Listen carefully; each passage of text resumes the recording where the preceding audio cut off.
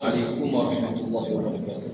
Alhamdulillah wassalatu wassalamu ala Rasulillah nahmaduhu wa nasta'inuhu wa nastaghfiruh wa na'udzu billahi min shururi anfusina wa min sayyiati a'malina man yahdihillahu fala mudilla lahu wa man yudlil fala hadiya lahu. Rabbi shrah li sadri wa yassir li amri wahlul 'uqdatam min lisani yafqahu qawli. Amma ba'd.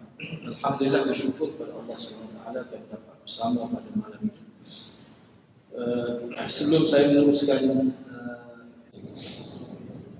sambungan pada muka surat 14,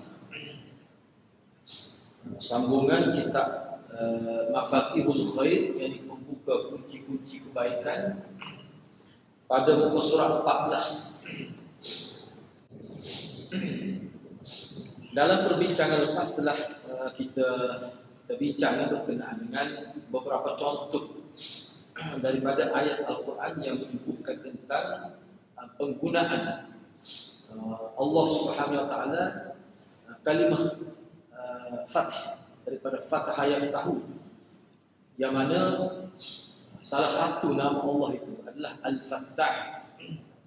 Jadi kita sedia maklum melalui perbincangan lepas bahawa kalimah Al-Fattah ini dari sudut bahasa Arab bermakna Tuhan yang Maha Membuka. Apa maksud membuka itu? Di sini dalam surat 14 ini kita akan bincang secara lebih khusus. Walaupun dalam perbincangan lepas sebenarnya telah kita bincang juga sebenarnya. Cuma untuk dalam fasal ini perbincangan secara khusus. Kita tengok muka surat 14 ni, bahasa Arab dan juga terjemahan di sebelah. Faslun, ini fasa pertama. Sebenarnya ini fasa pertama. Tulislah itu nombor 1 sebagai fasa pertama.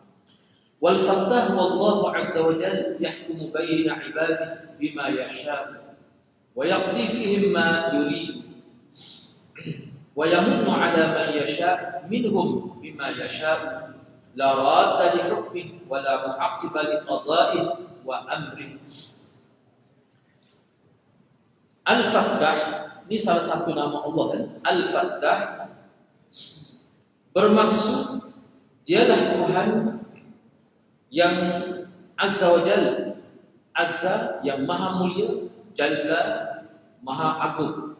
Jadi Azza wa Jalla yang kita sebutlah Allah Azza wa Jalla, maknanya Tuhan yang maha mulia atau maha gagah perkasa, wa Jalla dan maha agung.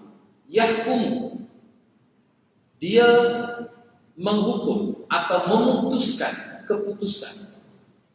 Kalau kita tengok terjemahan sebelah itu, pembuka sebenar.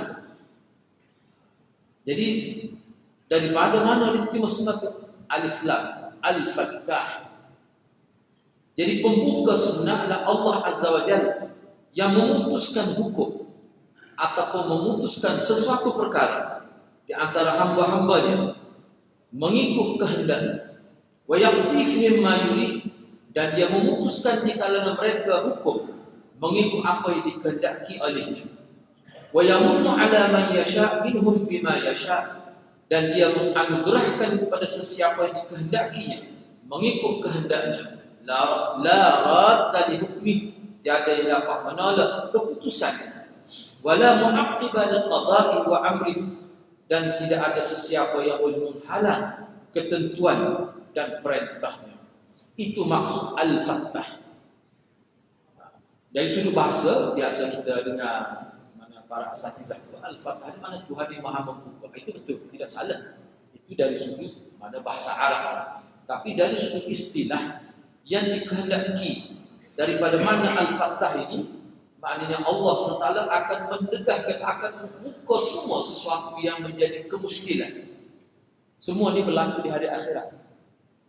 Di dunia ini boleh katakan tidak nampak sangat awal pun ada juga berlaku. Kadang-kadang berlaku itu manusia tak sedar. Tiba-tiba didedahkan keburukan seseorang, tak semena-mena berlaku. Tengok dalam akhbar, timbul keburukan. Dan keburukan itu sabit dengan ada saksi dan sebagainya. Ada juga berlaku di dunia pun. Tetapi kadang-kadang yang berlaku itu tidak yang sebenar, boleh jadi juga. Jadi di sini maksud Allah mendedahkan, Allah membuka apa-apa rahsia, memutuskan hukum yang sebenar, ini dia akan nyata dengan jelas di hari akhirat. Di mana? Di mahkamah Allah SWT. Melalui proses apa? Proses hisab dan kira amalan.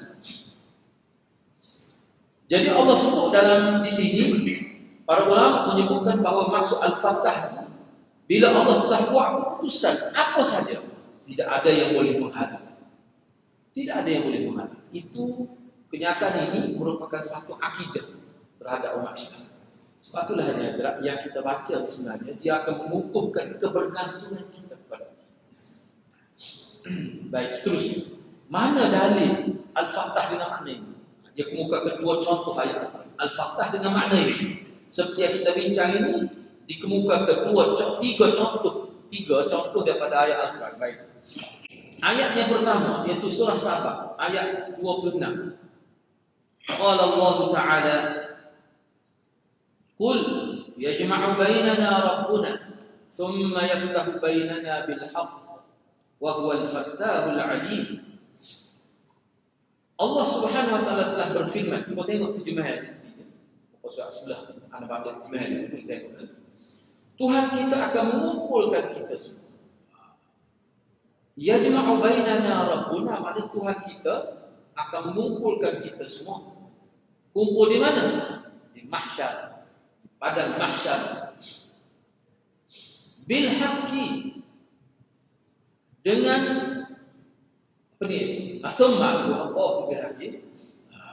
Summa kemudian yaftahu bainana bil haqq, kemudian dia membuat keputusan atau memberikan keputusan antara kita dengan benar. Sebab di dunia banyak keputusan tidak benar, banyak keputusan bohong, banyak keputusan tipu, dan ramai yang menjadi misteri dalam kis-kis kehidupan manusia. Jadi makna ramai di dunia orang yang ternafi haknya, ramai yang tidak dapat hak yang sepatutnya. Kalau kita ingat umat Islam di Palestin 75 tahun ternafi haknya. Tak ada satu kuasa manusia pun mampu mencegah kejahatan Zionisme. Kita hanya doa. Jadi sejauh mana Allah makbulkan doa itu, setakat yang kita tengok. Sebab di dunia ini sebagai ujian yang berdoa ayyukum ahsanu amala. Jadi orang Islam yang faham ni ayat ini, maksud al-Fatihah, dia tidak akan sedih. Sebab dia tahu dalam dunia ini memang begitu keadaan. Cuma dia banyak perkara lah kalau kita berbicara tentang Palestin. Nabi kata man lam yahtamma bi amri muslimin falaysa minna. Orang yang tidak ambil tahu tentang keadaan umat Islam, Nabi kata dia bukan pihak. Jadi apa yang berlaku di Palestin itu, dari kalau kita tengok dari sisi yang lain, dia sebenarnya ujian untuk kita sendiri. Kita semua di saya hati-hati lagi. Sejauh mana kita tunjukkan keprihatinan kita kepada masyarakat di Palestin. Pernahkah kita menderma ke misal? Itu kena fikir. Jadi ujian kepada dia dalam bentuk apa yang berlaku pada dia. Dan kes yang berlaku itu sebenarnya maruah umat Islam. Umat Islam sendiri ini sejauh mana dia bantu.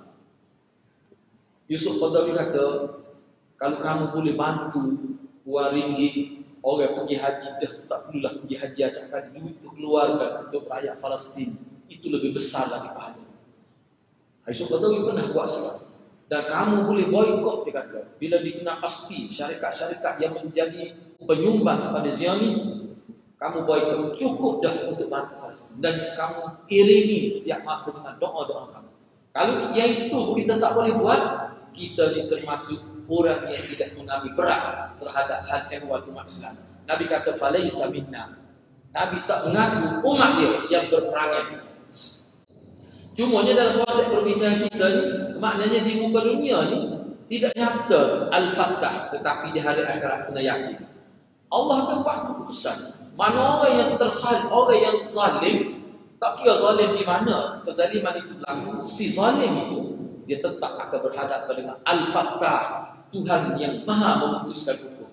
Pada hari itu tak mungkin dia boleh terlepas, walaupun kejahatan dia sebesar zarah. Jadi umat Islam yang berkeyakinan ini, selain daripada usaha-usaha untuk membebaskan umat Islam daripada kezaliman dan sebagainya, dengan keyakinan itu dia memberi satu bentuk perawatan kepada jiwa yang sedih. Itu sebenarnya. Baik.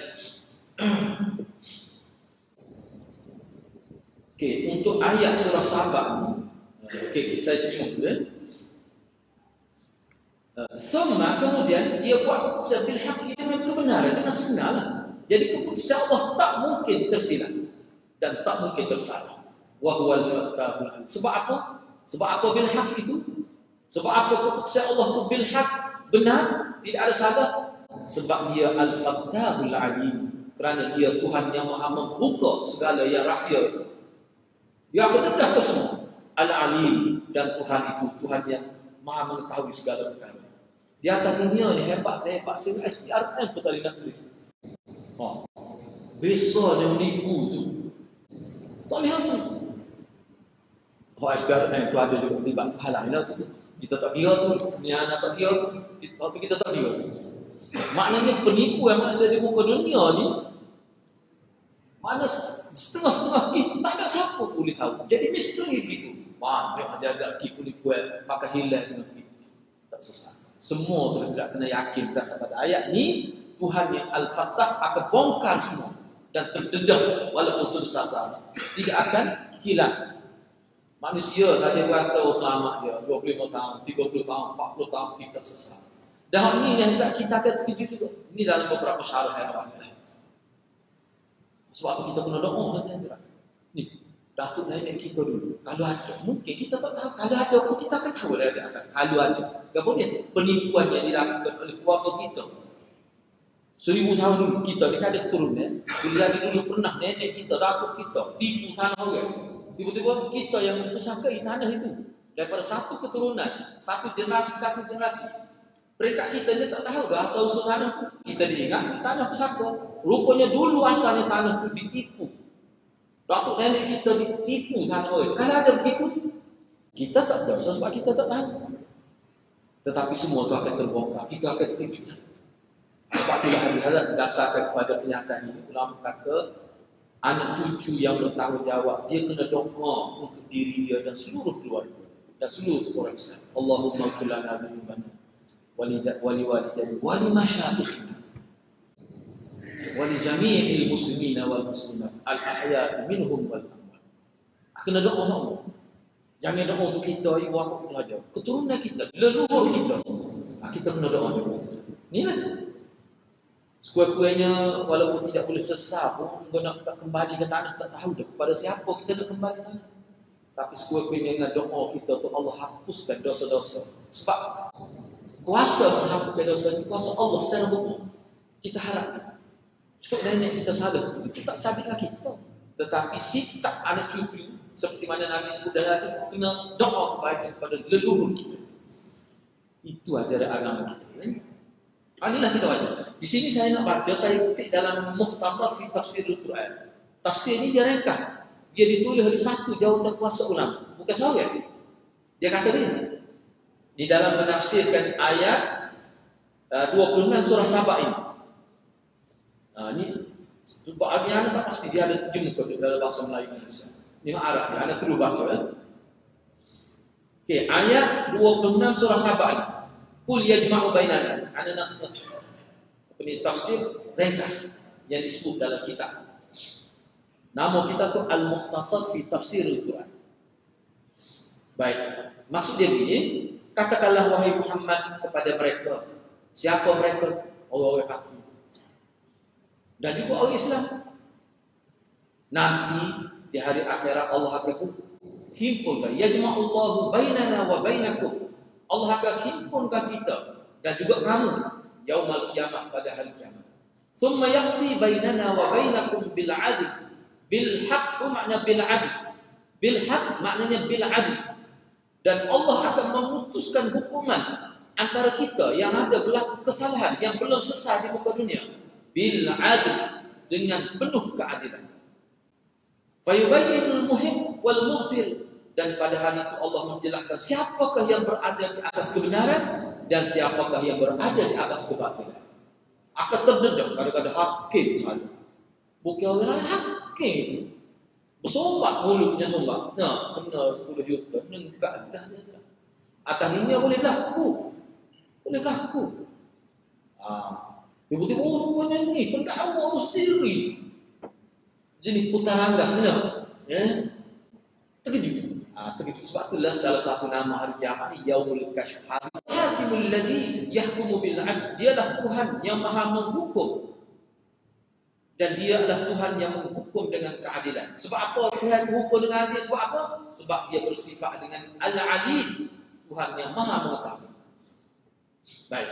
Itu ayat sahabat. Baik, seterusnya kita pergi kepada dalil yang kedua, bahawa Al-Fattah di sini makna Tuhan yang membuat keputusan. Rabbana iftah bainana wa baina qaumina bil haqq wa anta khairul fatihin. Dan Allah telah berfirman, kita tengok terjemahan sebelah ini. Pengetahuan Tuhan, wasi'a rabbuna, yakni pengetahuan Tuhan kami, wasi'a itu makna meliputi segala. Dia tahu. Dia ditanya, apa faedah tahu? Nak ayat dia tahu. Nak. Apa faedah tahu? Ada faedah kata? Orang tak boleh masih. Tak, Tuhan nak ayat dia tahu. Dan dia tahu semua. Sebanyak ayat kuasa dia boleh tahu. Allah nak sebut tu. Tapi kamu tak tahu.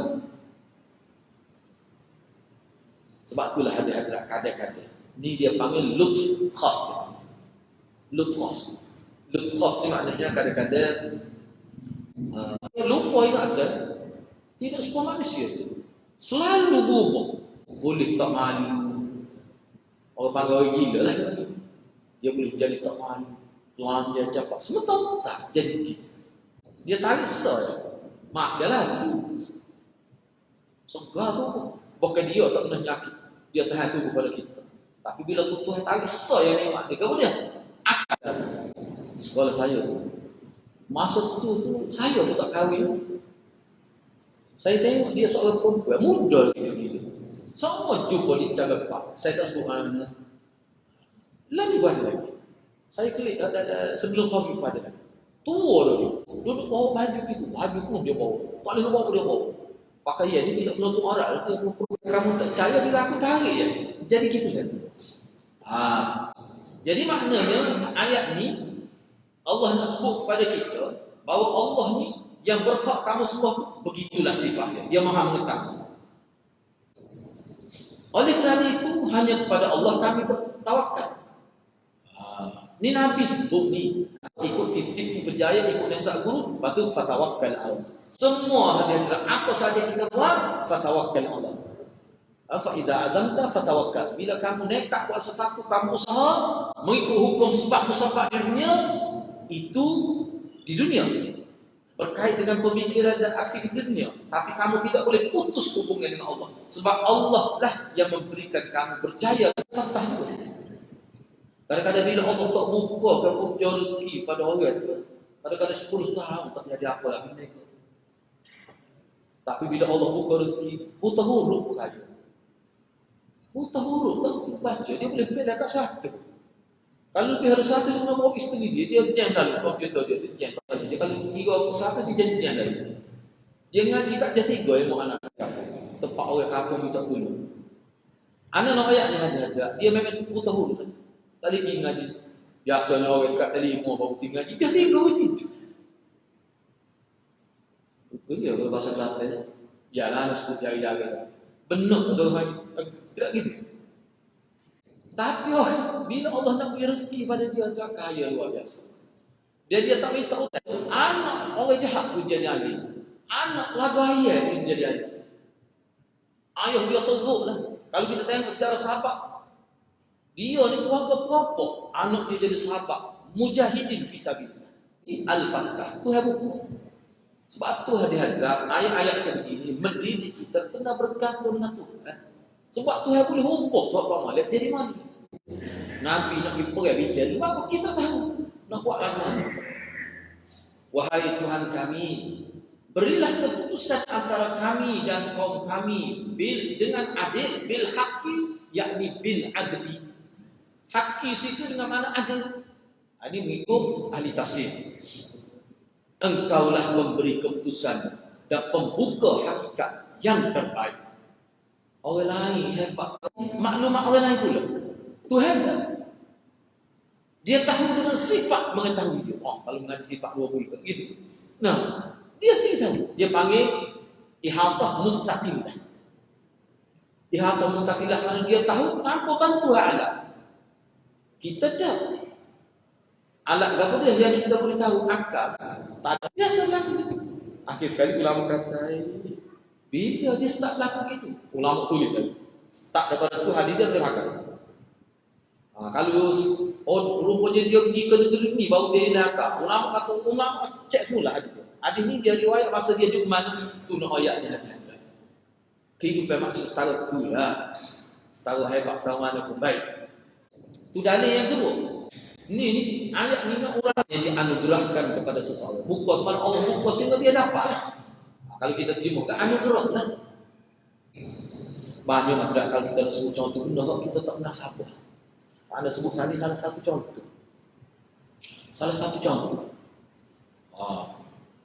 Ni ada sebut secara umum. Bila kita tengok contoh dalam kehidupan, tidak jauh dalam kehidupan kita boleh ambil setiap yang berlaku di hadapan kita boleh buat contoh. Anak kata satu. Siapa dia tu dekat tinggi dia. Siapa dia lagi kita sekolah dia. Nak tahu dia itu.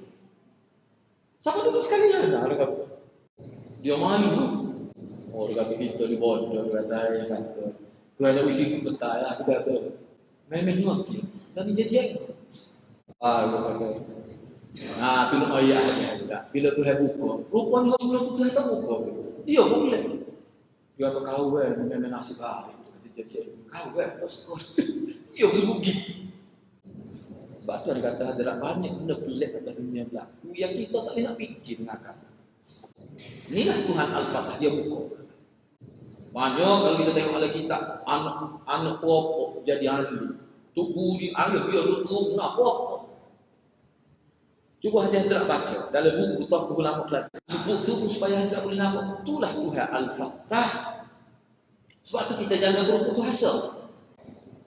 Jangan berputus asa. Kadang-kadang orang hebat betul-betul jadi teruk anak dia. Ni anak sebut secara umum juga. Ni anak sebut dalam pihak anak tahu. Mana ibu bapa tu ustazah.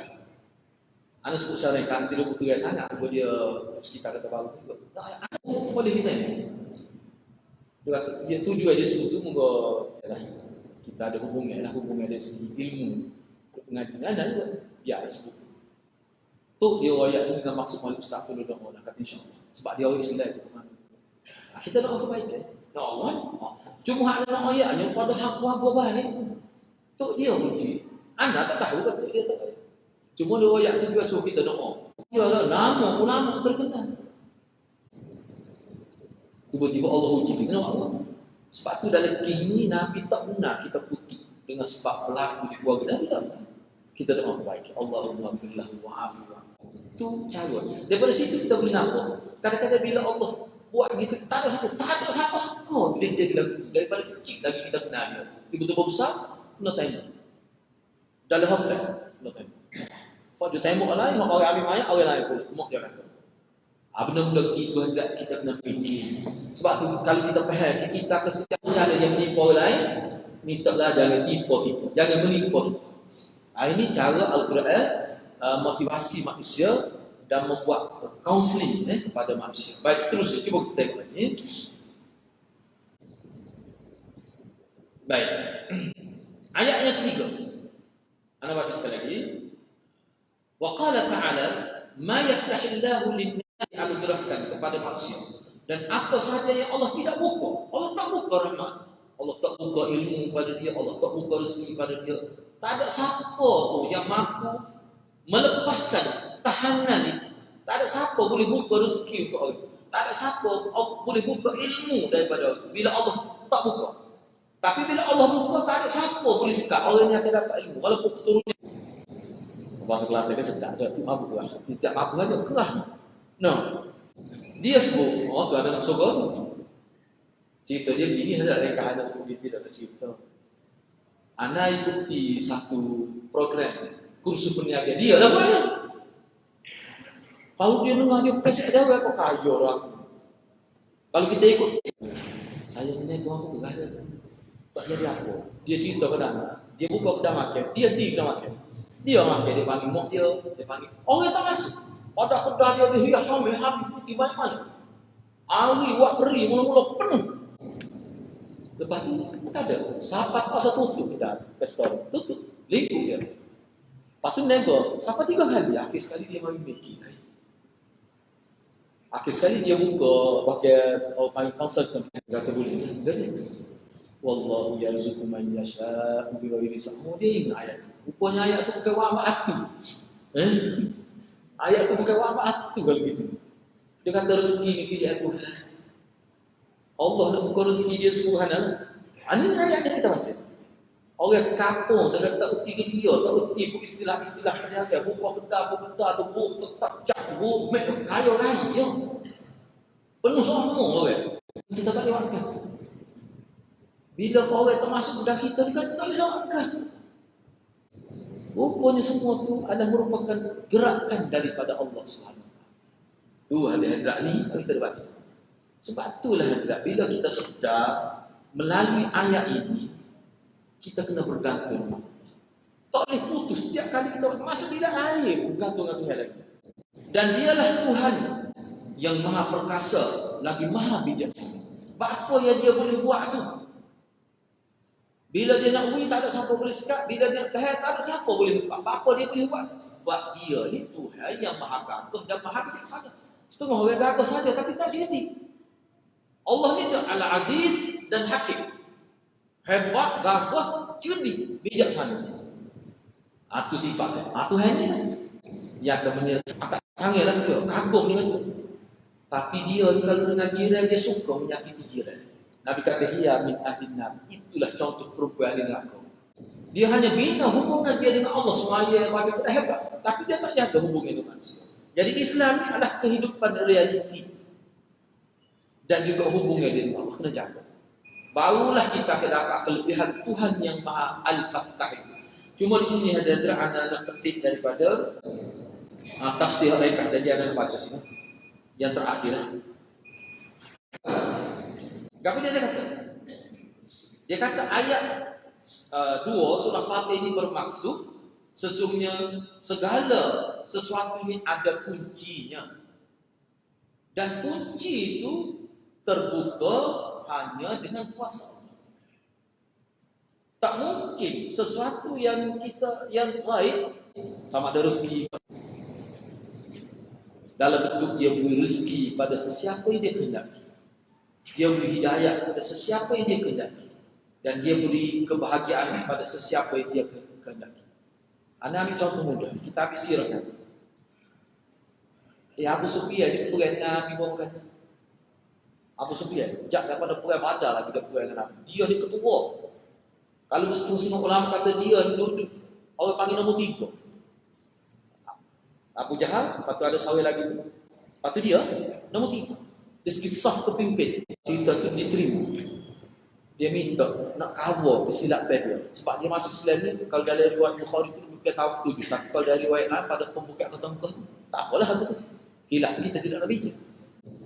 Cuma bila dia masuk Islam dia terima lah dia bukan main-main lawan Nabi sampai perang. Bila perang dia target nak bunuh Nabi. Semua orang target nak bunuh Nabi. Siapa dia boleh bunuh Nabi dia akan tercatat nama dalam sejarah. Semua ada niat dia. Tiba-tiba bila Tuhan Al-Fatah ni buka pintu hati dia, boleh sampai ada baca dalam sejarah dia. Sampai dia pernah menangis atas kaki. Sebab orang lain perang dia tak lagi sebab buta mata. Dia kata naknya dia mati syahid. Tapi Tuhan tak mau. Tetapi jasa dia besar. Apa tu Nabi beri kepercayaan kepada dia? Sebab khiyarukum fil jahiliyah, khiyarukum fil Islam. Orang yang terbaik di zaman jahiliyah, dia juga terbaik di zaman Islam. Kalau dia guna potensi diri dia, ada sesiapa yang mampu menyekat apa yang dan tidak ada sesiapa yang mampu untuk menahan apa yang Allah ingin berikan. Dan tidak ada sesiapa yang boleh memberikan sesuatu yang Allah tidak beri. Allah nak sekat, tak ada siapa boleh beri. Bila Allah nak beri, tak ada siapa pun boleh sekat. Itu maksudnya. Sebab apa?